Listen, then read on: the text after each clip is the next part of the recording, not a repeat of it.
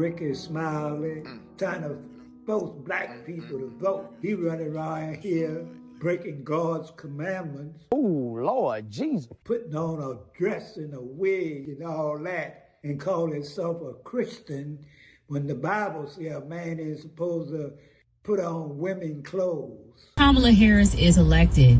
She would be sworn in. She could be sworn on in MLK Day by the first black Supreme Court, and possibly by Ketanji Brown Jackson. Wow. Does that not give you chills? Stop it. Does that not send Maria? Just make your whole body vibrate? Maria, oh my I can gosh. go deep in the neck. You got a member of Delta Sigma Theta Sorority Incorporated reading in a member of Alpha Kappa Alpha Sorority Incorporated into the damn White House. What's wrong with y'all? Come on, man. MLK holiday. But y'all mad because she was talking about reparations. So as you heard, that was Maria, drawing the correlation between MLK Day and the first, black AKA, I guess, and then Ketanji Brown Jackson. She's a soror from somewhere. I don't think she's a Delta, as Ricky said. And how historic that would be. Now, the other co-host, I believe it was Special K, don't quote me, but I think that's his name. He says, and y'all wondered, I want to know about reparations. So we should be concerned about the fraternity and sorority stuff, but not reparations. How is that? How did he come to that conclusion? But there is Ricky Smiley mad at black people that want to know what Kamala's going to do specifically for us.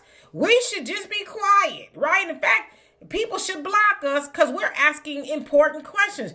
And because we don't get off on, she's a AKA and Ketanji Brown Jackson on MLK Day, that means something to Ricky. That don't mean nothing to me. I'm not in a sorority and never have and never will be. As with a lot of black people, we're not in that. That means nothing to us. And then later on, he goes on to say how Kamala called him when his son died, RIP to his son. Also, Joe Biden wrote a letter, handwritten letter, and mentioned him and the kids and all the grandkids and how they're very genuine. And he's mad as HE double hockey sticks at black people for not supporting Kamala.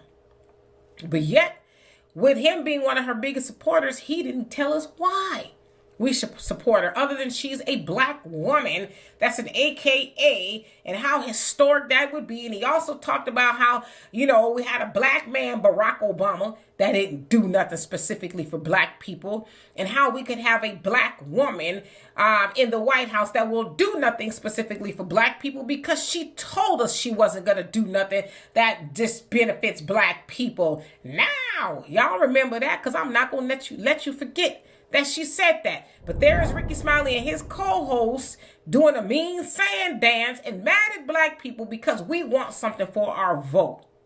Talking about y'all don't talk about Trump.